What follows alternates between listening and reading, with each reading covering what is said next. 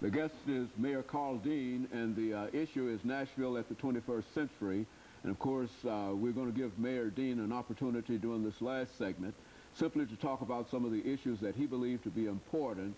And of course, Mayor, some of the things that you've probably made up your mind that you'd like to talk about today. And this will be this will give you an opportunity to do so. Well, I think, as I've mentioned, I think for me, what I'm going to try to remain focused on during my time as mayor is the three pitches I think a mayor has to hit, which are public education, public safety, and economic development. I think if you keep your eye on the ball for those fundamentals, the city will be in good shape. And Nashville is just inherently a strong city. I mean, we have a lot of things going for us, and if we stay focused on those three, I think we're going to be fine. Now, of course, as mayor, you know, you do have you don't always get to follow the agenda you want. I mean, when I first came into office, I spent a lot of time working on issues related to hockey. I spent some time working on the issues related to the laptop computers at the Election Commission. I mean, those type of things do come up, and you just have to be in a position to respond. But I have a innate and fundamental confidence in the future of the city.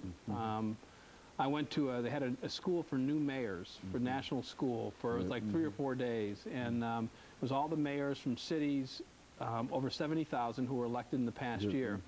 And you know, one of the things I came out of that with is just a real pride in Nashville, because the other mayors said, you know, they've heard a lot of good things about Nashville, and they felt I was lucky to be mayor of a city that is this vibrant.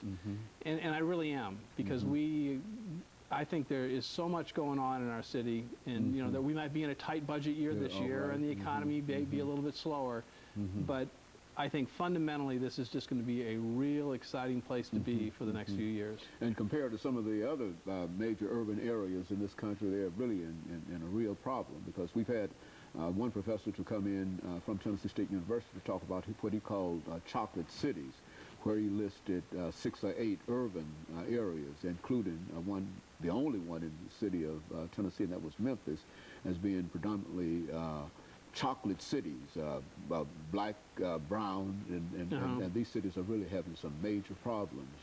Well, I think, you know, like I said, we have certainly problems with dropout rates, and we have problems with education, as a lot of urban areas do, but we have also a lot of good things going on, which I've talked about, you know, the improvements in K through 4 and really good high schools and all that.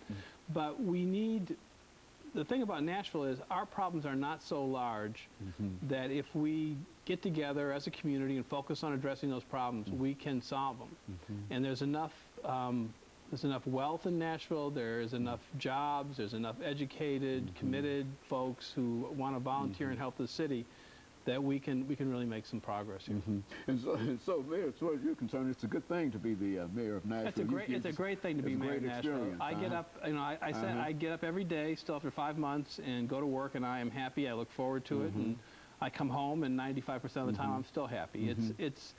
We have good people working for the city, and like I say, there's just lots of opportunities here. You've really had what I consider to be, you know, watching the developments over the last several months, a real open administration, which is to say that you travel around, especially dealing with these schools. You've traveled from school to school, eliciting the support and the opinions of some of the people there. Now, what's the result of all of that?